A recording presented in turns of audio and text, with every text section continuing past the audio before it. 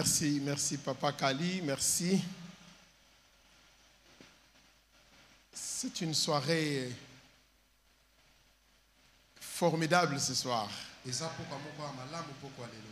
Depuis là en haut, dans le bureau, je pouvais déjà saisir ce qui s'est passé dans la salle. En tout cas, chorale,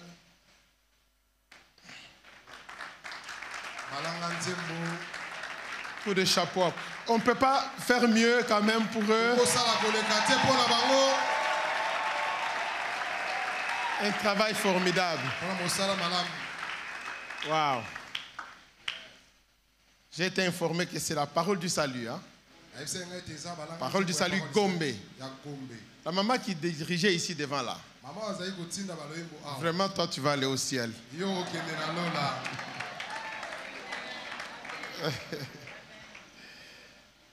Oh boy. Bonsoir, Église. Comment allez-vous? Très bien. Voilà. Je ne peux pas faire un pas sans exprimer encore ma reconnaissance, ma gratitude envers ce couple merveilleux qui nous donne l'opportunité de nous associer à ce qui se passe ici à Kinshasa.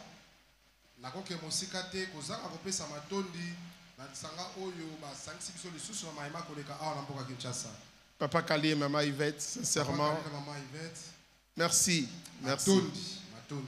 Vous êtes formidables. Et merci pour nous mettre à l'aise. Et merci pour nous donner l'opportunité de parler au peuple de Dieu de la part du Seigneur. Je sais que ça fait des années on est ensemble, connectés. Mais chaque opportunité que nous avons ou que vous nous donnez, nous sommes toujours reconnaissants. Je ne prendrai jamais cela pour acquis. Parce que cette chair, on peut construire, bâtir ou on peut aussi détruire.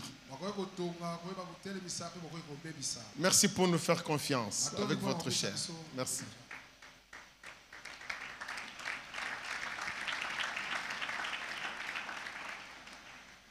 J'aimerais juste prier encore une fois. Seigneur, j'ai besoin de toi. Tu vois et tu connais les attentes de ce peuple. Je me laisse entre tes mains comme instrument. Seigneur, je diminue, que toi seul tu puisses croître. Utilise-moi comme tu veux, Seigneur. Même au-delà de ce que moi je peux avoir préparé. Parce que toi, tu connais le besoin de ton peuple. Donne à quelqu'un le réma. Une révélation selon le besoin de chacun. Parle à ton peuple, Seigneur. Et bénis ta parole. Au nom de Jésus. Amen. Amen.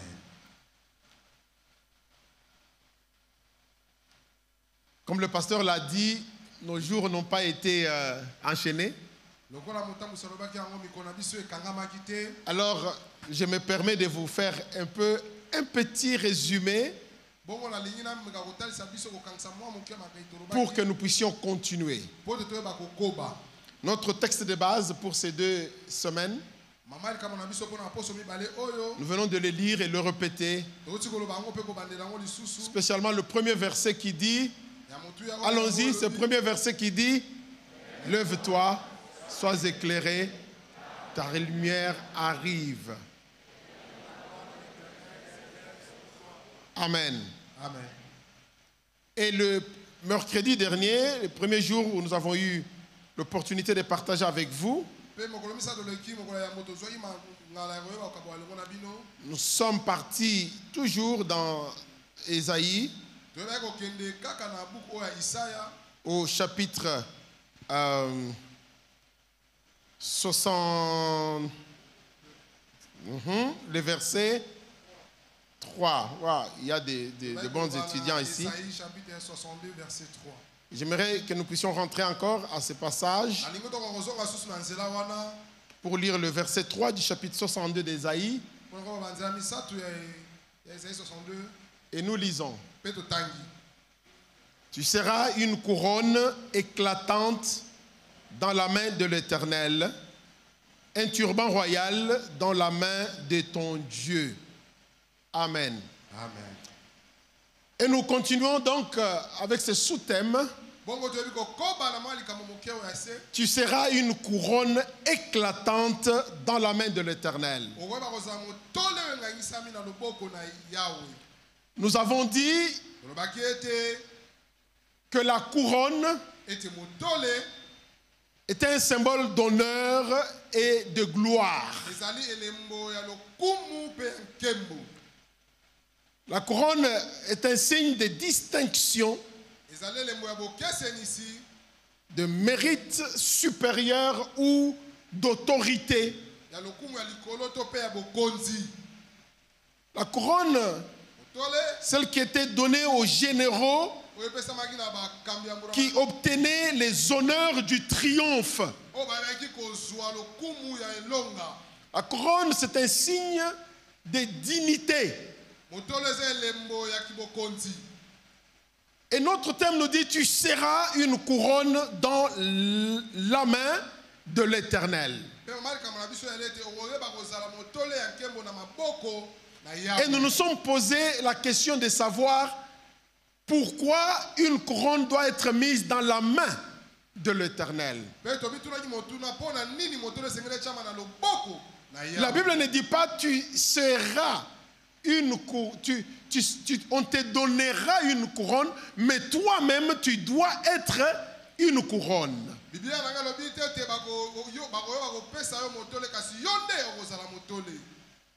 Et nous avons analysé ce texte et nous nous sommes dit que la couronne, elle est déposée dans les mains, c'est pour être mise sur la tête. Et puis nous avons dit, mais la tête symbolise quoi? La tête symbolise, c'est un symbole d'autorité. Nous sommes allés plus loin pour dire que nous avons tous des figures d'autorité dans notre vie. Et je vous avais promis de pouvoir analyser quelques autorités que nous avons dans notre vie. Nous avons commencé par la première pour dire que l'homme est une figure d'autorité pour la femme.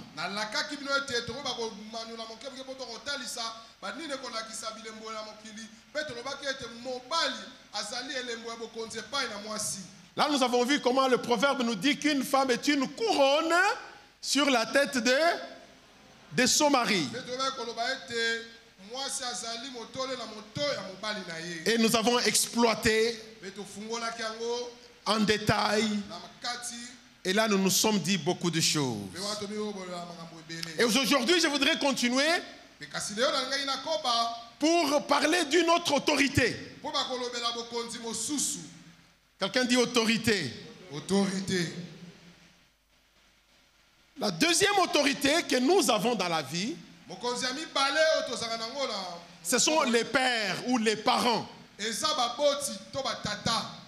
Le père biologique, les parents biologiques et les parents spirituels.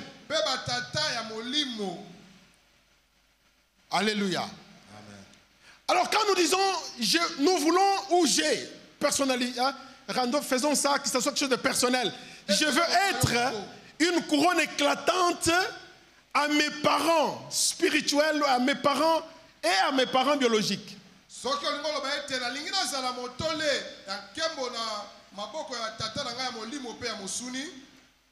Rappelez-vous toujours des mots que je vous ai donnés en parlant de la couronne, ce qu'elle symbolise, ce qu'est la couronne, c'est ce que tu es. Parce que tu es une couronne, Dieu a dit. Exode chapitre 20, verset 12. Exode chapitre 20, verset 12. Il est écrit, honore ton père et ta mère, afin que tes jours se prolongent dans le pays que l'Éternel te donne.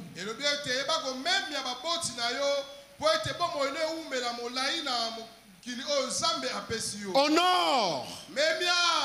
Donc nous, chacun de nous est appelé à honorer ses pères. Donc que par nous,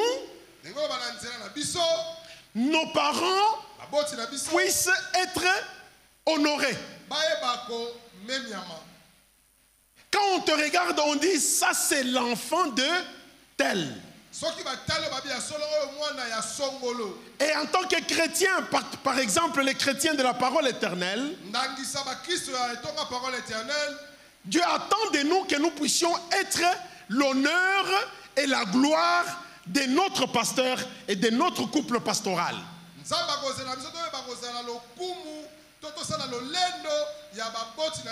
En d'autres termes, nous devons les honorer.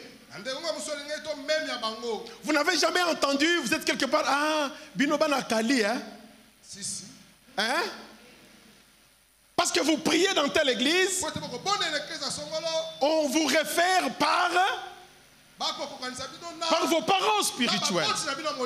Dieu attend de nous que nous puissions bien le représenter. Que nous soyons l'honneur. Oh, alléluia. Amen. Mais j'aime ce texte parce qu'il dit honore ton père et ta mère pour que tu puisses vivre longtemps. Donc la durée de notre vie est aussi attachée à l'honneur que nous rendons à nos parents. Hello, hello, hello. Vous êtes là? Le proverbe maintenant 23-25 me dit que ton père et ta mère se réjouissent. Que celle qui t'a enfanté soit dans l'allégresse. Alléluia. Amen. Nos parents doivent être contents, joyeux, heureux, mais nous devons leur rendre cela.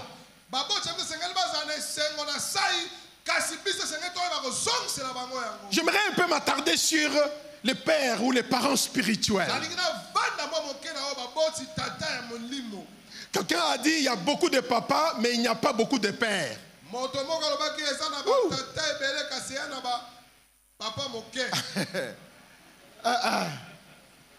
J'ai essayé de comprendre. Jusqu'à ce que je suis tombé sur le premier épître de Corinthiens au chapitre 4 verset 15. Et Louis Egon dit, car quand vous auriez 10 000 maîtres en Christ, vous n'aurez cependant pas plusieurs pères, puisque c'est moi qui vous ai engendré en Christ par l'évangile.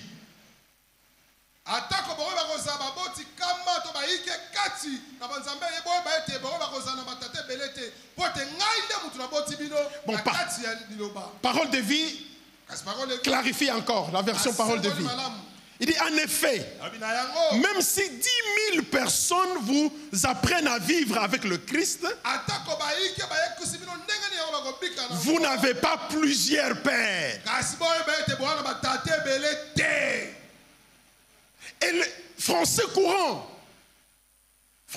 la version français courant, le présente maintenant de cette manière. Il dit même si il vous arrivait d'avoir 10 000 guides dans votre vie avec Christ, vous ne pouvez avoir qu'un seul Père.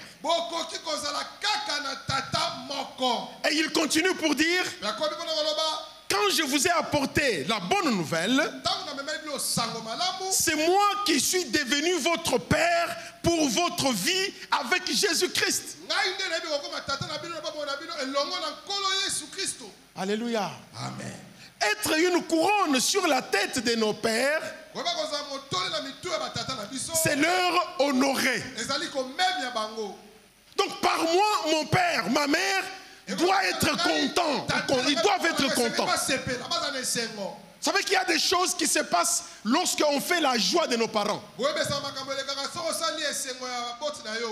Vous allez remarquer que j'utiliserai, parce que je n'ai pas voulu aller avec un, laisser l'autre. Quand je parle parent, quand je parle père, il faut voir et les biologiques et les spirituels.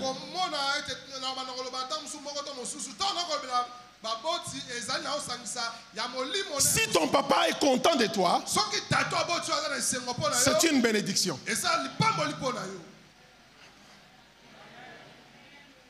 Si ton pasteur est content de toi, c'est une bénédiction pour toi. Oui, oui, oui, oui, vous pouvez acclamer comme papa. Vous pouvez acclamer.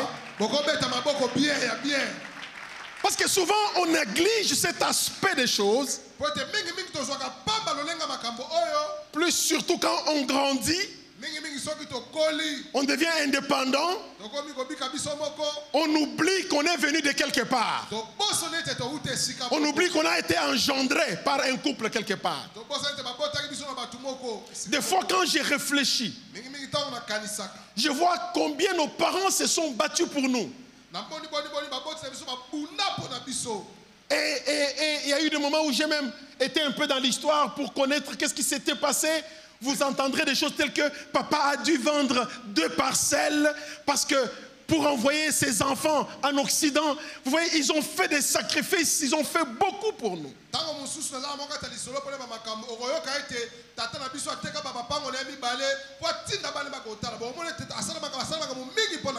Aujourd'hui, moi je vais dire que mon père est un sorcier.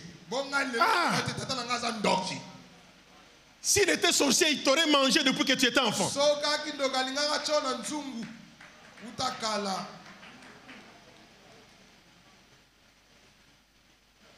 Alléluia. Amen.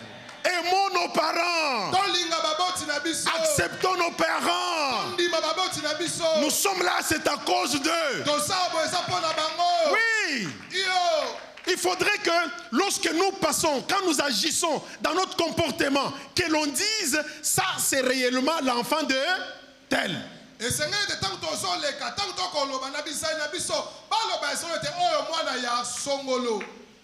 J'aimerais être une couronne sur la tête de mes pères. Alléluia. Amen. J'aimerais être cette couronne sur la tête de mon pasteur. Avez-vous déjà entendu votre pasteur dans des affaires, dans des choses? Hein? Et pourquoi et comment vous vous retrouvez dans des choses bizarres? Vous risquez parce qu'on vous identifie par votre père. Ce que vous faites devrait honorer votre père. Il y a des choses que je ne ferai pas parce que je suis l'enfant de tel. Je me rappelle une fois, je suis à Bruxelles. Et à Matongé là, pour ceux qui connaissent Bruxelles, il y avait un groupe là de papas âgés, hein, vraiment, qui étaient en train de parler. Alors il me voit venir et le papa là il me regarde. Toi, Bayab. Maintenant il me parle en langue. Dis-toi, c'est l'enfant de Mouchebele. C'est vous qui avez consacré les femmes, vous les avez données des pasteurs. Ils appellent d'autres personnes là.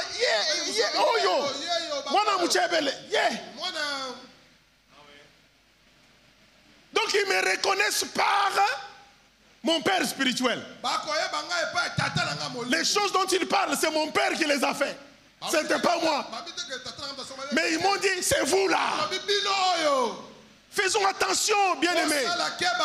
Soyons cette couronne éclatante sur la tête de nos parents. Représentons bien nos parents. Soyons un modèle. Parce que les parents nous veulent du bien. Nos parents nous font du bien. Et ça prend des années et des années pour construire une réputation. Et ça prend une seconde pour la détruire.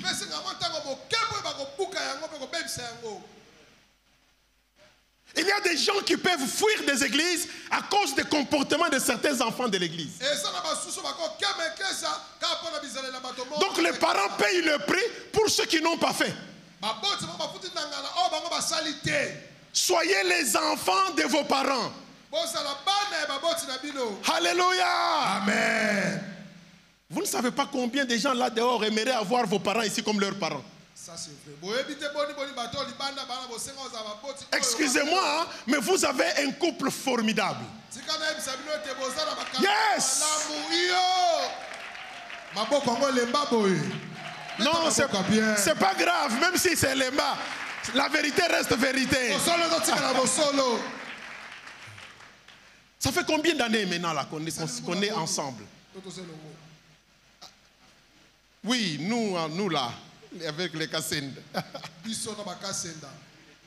Plus de 12 ans. Je crois que c'était 2008 ou 2000. Plus de 12 ans. 12 ans pour les cas. Mais quelle fidélité et consistance. J'ai dit consistance. Intégrité. Il faudrait que lorsque les gens vous voient, quand les gens vous entendent parler, du moins je parle, je sais qu'il y a des gens qui ne sont pas de cette église. Il en est de même avec vous, mes enfants. Je connais le pasteur Safari depuis Bruxelles. Il y a une réputation qui est sur votre pasteur et votre église. Défendez cela partout où vous êtes. Que l'on vous dise, voilà les enfants de Safari. Écoutez les enfants de Safari comment ils chantent. Regardez-le comment ils honorent leur père. Alléluia. Amen. Alléluia. Amen. Oh, je vais continuer. Dans ce passage de 1 Corinthiens 4:15, l'apôtre Paul essaye de rétablir son autorité spirituelle sur les Corinthiens.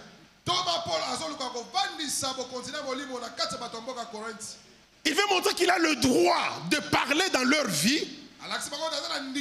Il a le droit d'évaluer leur comportement et de dire des mots de jugement et de donner des disciplines en tant que figure d'autorité.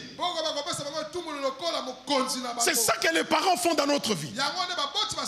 En tant que père, les parents reprennent, ils corrigent, ils disciplinent.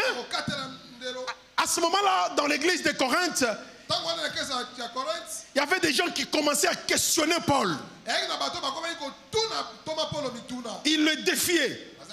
Il y en a même qui les repoussaient. En fait, ce n'était pas assez. Comme il le dit, certains se disent, moi je suis d'Apollos, certains disent, je suis de Céphas, l'autre, je suis de Jésus. Mais ils allaient plus loin pour dire, nous n'allons pas suivre Paul.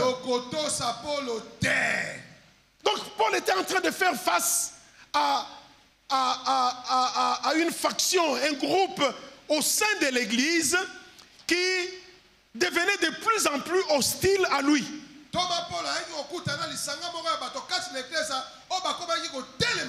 Donc des anti-Paul. Dans les églises, il y a toujours des moments comme ça. Où des gens qui s'élèvent, ils sont des anti-Kali. Et malheureusement, ils ne partent jamais vite, ces gens-là. Ils restent là. Dans toutes les églises, il y en a. Et ils commencent à influencer les autres. Alors Paul leur dit, vous avez peut-être beaucoup de gens qui vous influencent.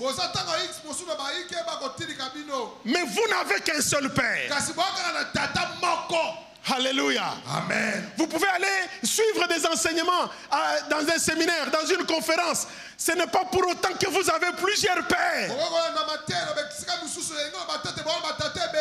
La maison où tu es né, Dieu t'a donné un seul père. Même si ce papa n'apporte pas assez d'argent dans la maison. Regardez nous tous là qui avons grandi. On vient de maisons différentes. Même si ta maman ne préparait pas la sauce rouge, même si c'était une sauce avec de l'eau, licolo, tu as grandi anyway. Tu ne verras jamais ta maman te dire va manger chez le voisin. Jamais une maman africaine.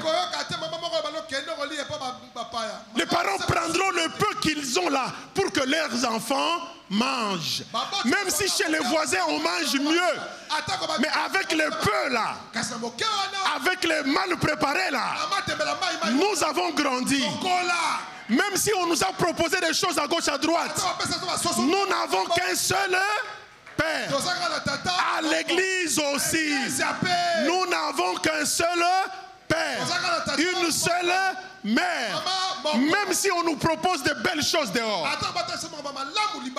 Donc Paul voulait les ramener à la raison. C'est vrai qu'il y a des gens qui vous donnent des idées, des conseils. Ils vous aident à gauche à droite. Mais rappelez-vous que vous n'avez qu'un seul Père. Très important. Très important. Parce que je vais y arriver. Revenons un peu. De nos jours, Paul le montre, ces influences-là, c'est bien. Mais ce n'est pas ça qui vous donne les fondations. Les choses réelles se prennent de la maison.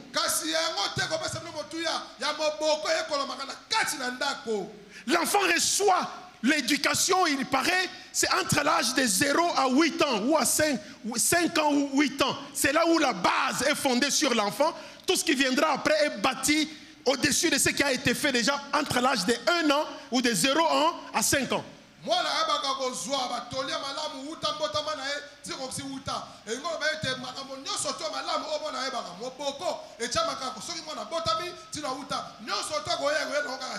Les parents spirituels et les parents biologiques, ils aiment leurs enfants. Yes, qu'on ne vous mente pas. Que personne ne commence à te dire, tu vois tes parents là, ils sont ceci, ils sont cela. Même pas dans une église. Qu'on ne te mente pas.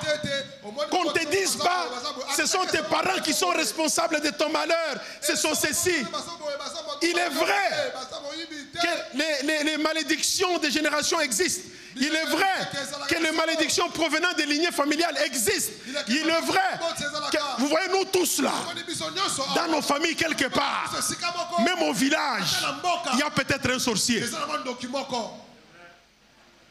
Mais j'aimerais te rappeler que celui qui est en moi, il est plus fort que celui qui est dans le monde. Yes! Non, je ne veux pas arrêter de vivre parce qu'il y a dans ma génération un sorcier. Je le disais l'autre jour dans une église où j'ai dit, mais le problème c'est que le diable comprend l'urgence. Dans Apocalypse 12, on dit il est descendu avec une grande colère, sachant qu'il a peu de temps.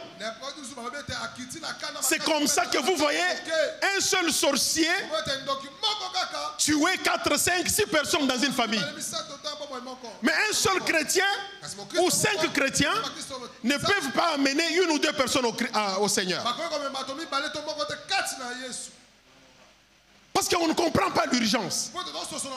On a peur de ces sorciers. Les sorciers sont rien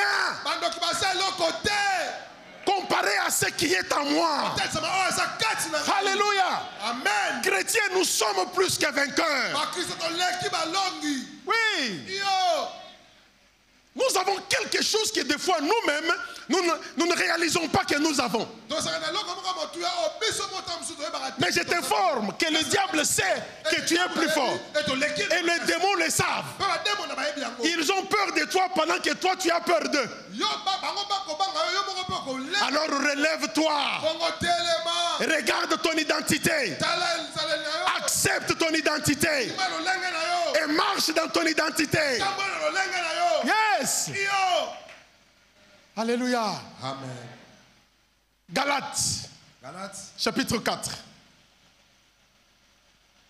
Galates, chapitre 4. versets 19 à 20. Galates chapitre 4, verset 19 à 20. Paul, Thomas Paulo, qui parle encore akoloba lisusu. au verset 19, il dit, mes enfants, Bana. pour qui j'éprouve de nouveau des douleurs de l'enfantement jusqu'à ce que Christ soit formé en vous. Oh, wapina ko kino lelo pasi ya kobota. Tikino Yesu Kristo ba ko banda kati na bino. Vous savez qu'il y a des choses que les pasteurs endurent, hein, Oui, makama makam oyo motambusi ayo kaka. qu'aucun membre de l'église ne peut le comprendre. Oh, mon côté église ko ko yoka yango toko sosola yango. C'est comme les femmes avec les douleurs d'enfantement, les hommes ne peuvent jamais comprendre. Eza lokwa ba mama tango ba yoka pasa kobota mobala ko sosola yango te. Même si on nous explique, Ata ba meka ko limbo na biso. on ne saura jamais. Donc oyeba soki mokete. Quand on dit contraction, la contraction c'est quoi? Contraction ngo laksa nini? Pasi ya kobota elaksi nini? Ah. Et c'est ça que Paul fait un peu l'allusion. Agent, c'est là, il dit, hein, Thomas Paul yango ndako lokokanisa lobi ete. j'éprouve encore de nouveau les douleurs de l'enfantement. Nazoka lisusu ya sika pasi ya kobota. Je souffre pour mes enfants. Nakonyoko mapona bana na ngai. Alléluia. Amen. J'ai du mal. Pourquoi nous devons honorer ses parents? Même ya baboti oyo.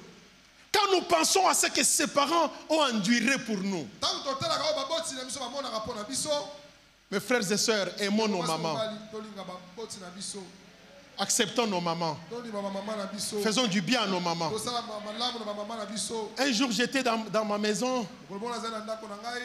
J'ai eu comme un mal Na au ka cœur. la pasi moko. J'ai pensé à ma mère. Na banzi maman abota ngai. J'ai dit, oh, elle est morte trop tôt. Akufa elenge. Je n'ai pas eu l'occasion de lui faire du bien. Nazoki tango ta kosala e bolamu. Je me suis souvenu quand j'étais petit, j'étais à l'école primaire, j'étais à l'internat. Na banzi suto ngazaki na telo ya sena zaki na sika. Et quand je revenais de l'internat, Tango zako songa na internat.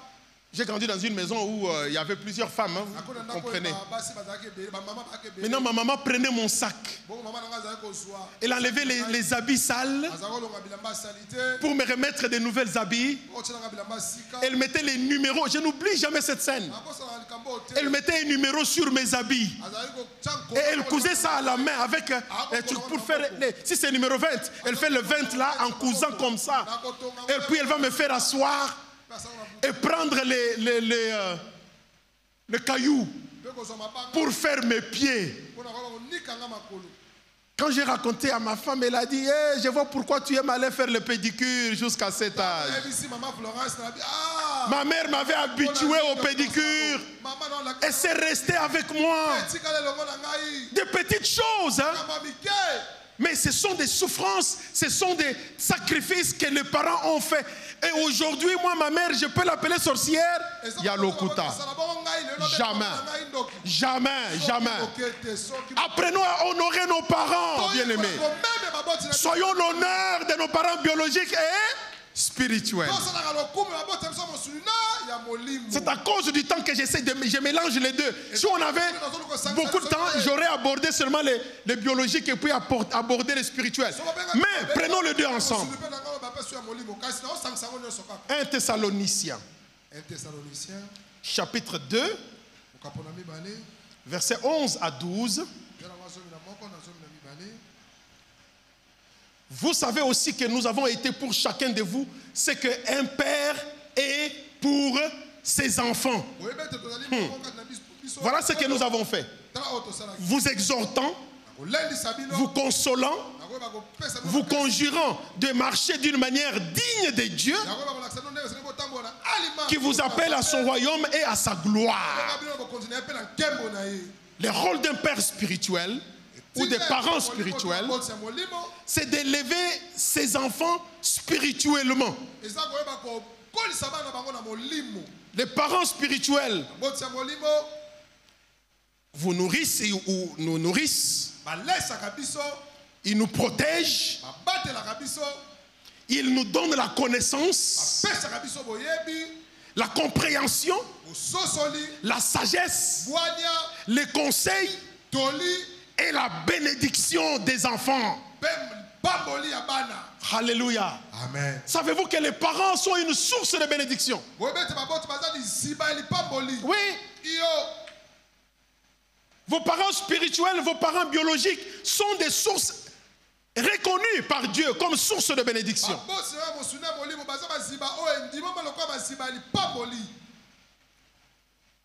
Moi, j'ai toujours cru que certaines choses que je connais dans ma vie, c'est aussi dû par le fait que mon père a dit beaucoup de bonnes paroles sur moi.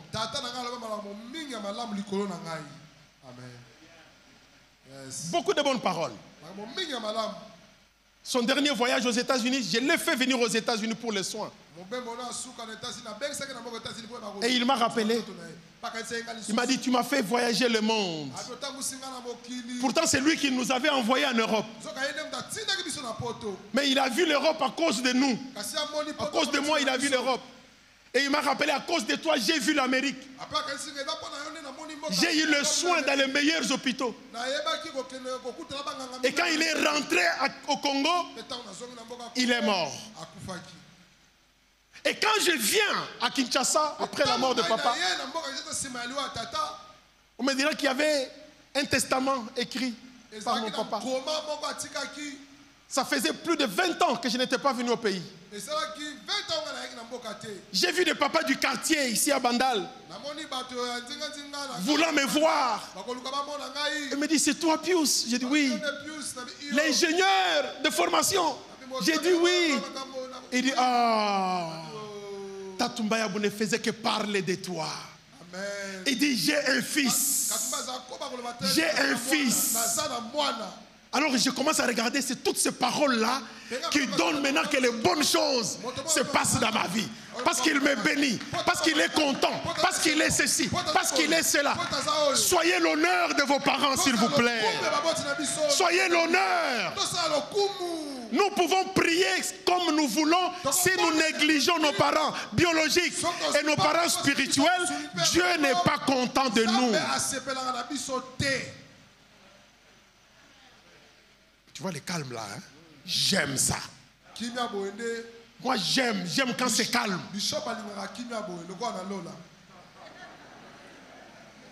Je me rappelle, je suis dans une église, dans notre troisième extension, la Maranatha. Il y avait un séminaire sur... Je parlais du thème Dieu et le divorce. Et dans la salle, il y avait plein d'Américains. Et quand j'ai prêché, il n'y avait ni de Alléluia ni de Amen. À un moment, je commençais à penser que je ne prêche pas bien. Personne n'acclame. Personne ne dit Amen. J'ai continué, j'ai lancé, bombardé. Et puis après, j'ai fait la prière.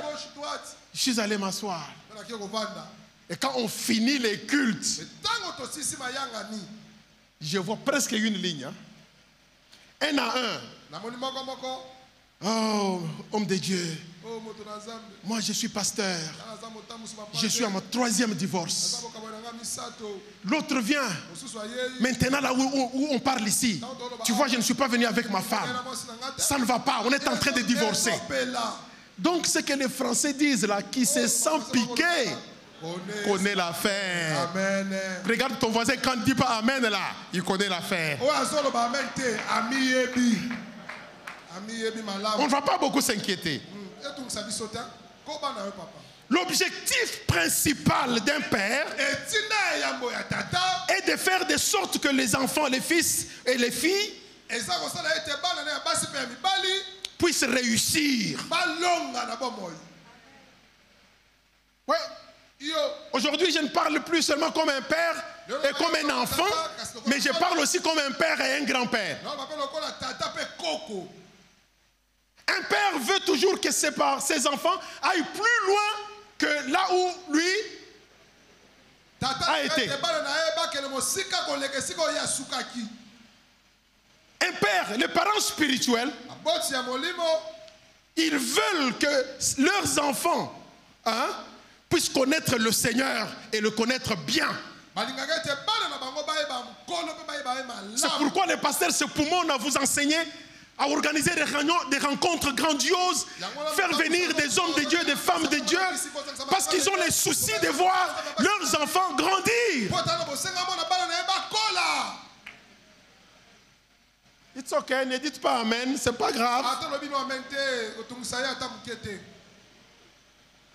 Un père ou un parent, le parent spirituel, est plus qu'un simple parrain. Oui, c'est plus qu'un simple parrain. C'est quelqu'un qui prend soin de toi. Il te donne l'amour. Hein? Il te donne l'identité. Il te donne une couverture spirituelle. Il se soucie de ton bien-être. Il prie pour toi. Et en retour, ce que vous devez ou nous devons au Père, c'est de les aimer et les honorer. Alléluia. Amen. Alléluia. Amen. Mais aussi prendre soin d'eux. Il y a beaucoup de gens qui ont négligé leurs parents quand les parents ont pris de l'âge. Quand les parents prennent de l'âge, ils deviennent comme des enfants. Il faut les aimer, il faut les accepter. Il faut leur faire du bien. Tu fais beaucoup d'argent, mais ton papa vit comme s'il était le plus malheureux de toutes les personnes sur la terre.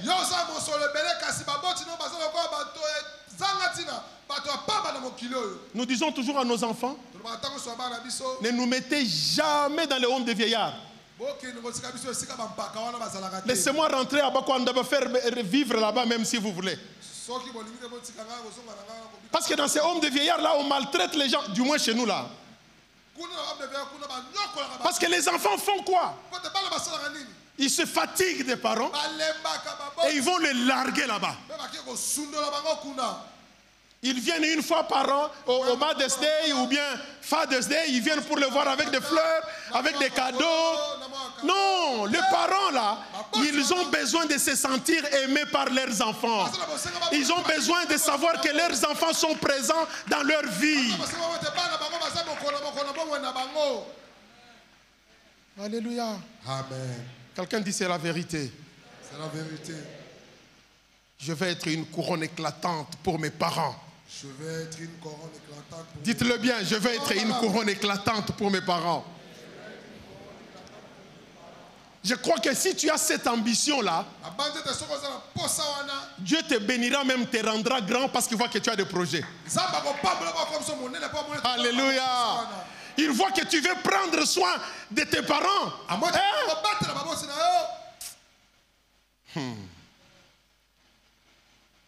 Après toutes les années là, quand vous voyez des hommes de Dieu, des femmes de Dieu qui dépensent beaucoup d'années à travailler au ministère, à s'investir dans les vies des hommes et des femmes,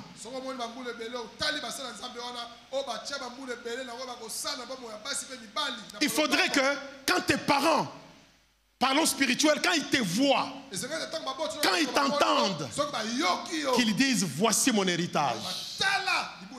Qu'ils soient fiers. Qu'ils disent que nous sommes en train de faire la fierté de nos parents. Je vais leur rendre honneur. Être une démonstration vivante de leur fidélité. Un produit durable de la sueur des sangs et des larmes qu'ils ont sémées pour l'évangile pendant plusieurs années.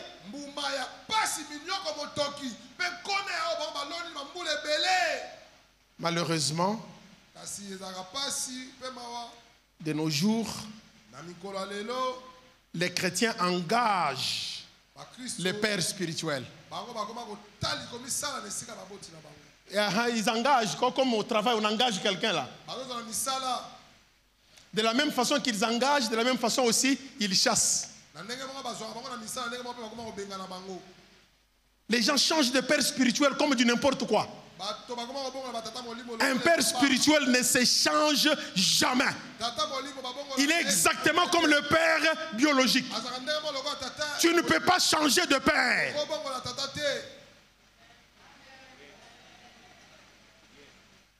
Mais malheureusement, il y en a aussi qui sont des Melchisedec. Ils n'ont ni père, ni mère, ni généalogie.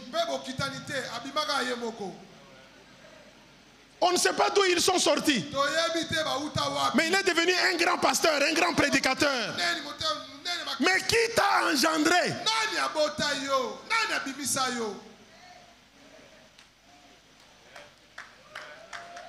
Je ne vais pas aller là-haut.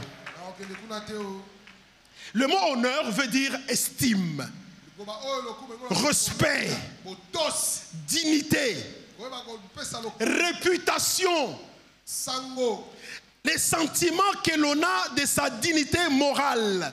Oh, dans honneur, on retrouve encore le mot fierté. Fierté. Imagine-toi si ton père est fier de toi. Un des voyages de mon papa aux États-Unis, il est venu, le premier dimanche, il est venu à l'église. Mon père était quelqu'un de très fier. Hein? Après les cultes, on l'a déjà présenté que c'est le papa du pasteur. Mais lui, il se présentait lui-même chez les gens. Il leur disait, c'est moi le papa du pasteur, c'est mon fils qui prêchait là. Il était fier. Est-ce que ton pasteur est fier de toi? Pose la question à ton voisin. Est-ce que ton pasteur est fier de toi? Ah, j'aime ça. Hein?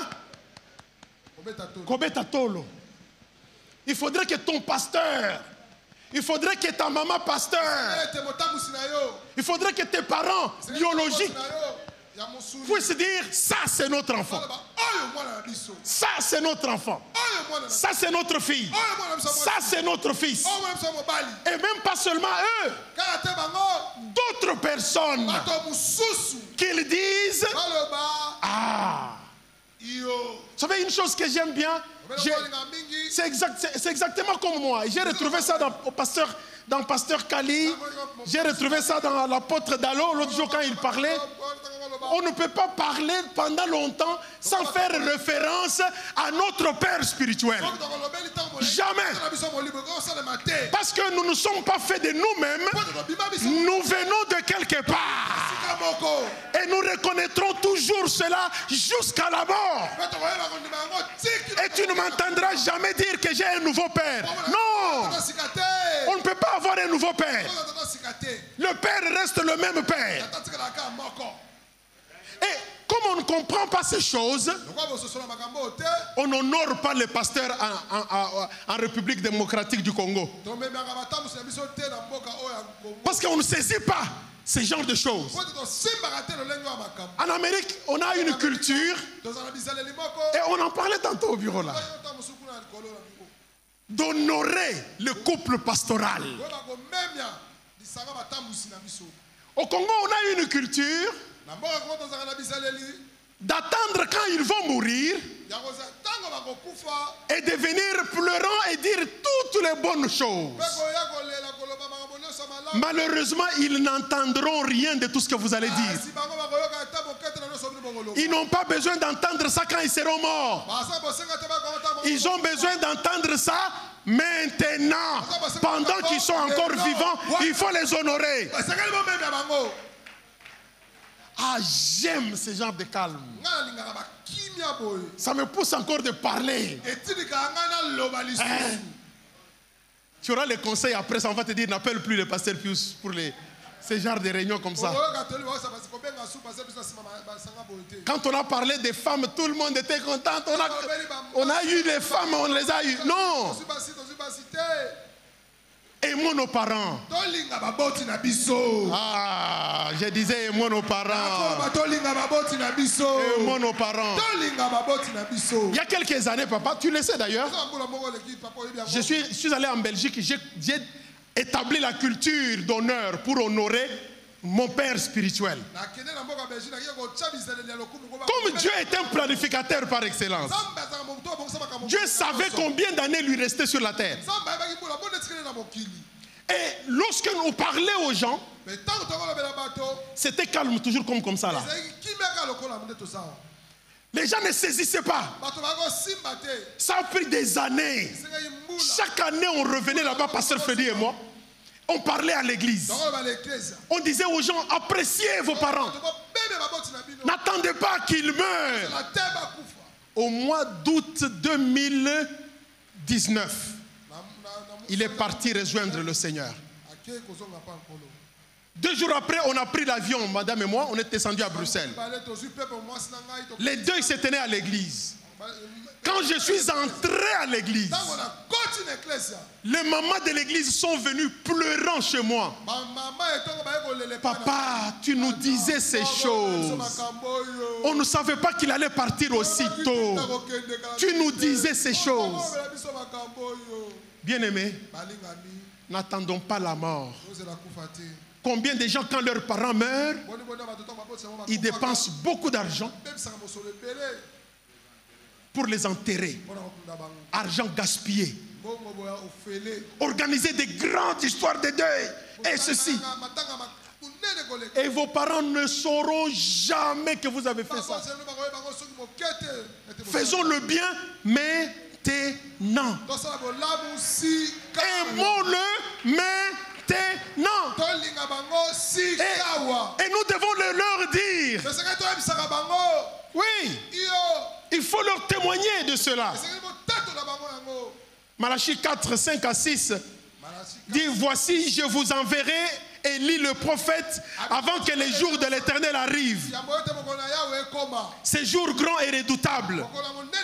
Il ramènera le cœur de père à leur enfant et le cœur des enfants à leur père. De peur que je ne revienne frapper le pays d'interdit.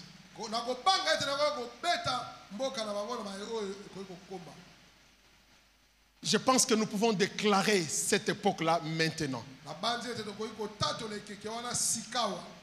Que Dieu puisse nous aider à ramener les cœurs des enfants vers leur père et de ramener les cœurs de père vers leurs enfants. Je vais te donner un petit devoir à faire aujourd'hui. Si tes parents sont encore vivants, appelle-le. S'ils ont un téléphone, là où tu es, tu peux déjà envoyer même un message. Dis à papa, dis à maman combien tu l'aimes.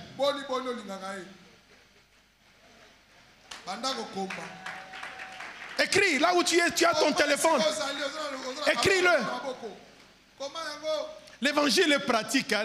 Ne soyez pas trop. Il faut agir. Vous pouvez arranger encore. Il y a des gens ici, ça fait des années, ils n'ont pas parlé à leurs parents. Arrête ça aujourd'hui. Arrête. Il y a des gens dans cette église ou dans leur église. Ils ont des problèmes avec leur père spirituel. Mais comment vous allez évoluer? Arrange ça. Arrange ça. Il y a des gens qui n'ont jamais dit merci à leur papa ni à leur maman. Il y en a qui n'ont jamais dit merci à leur pasteur.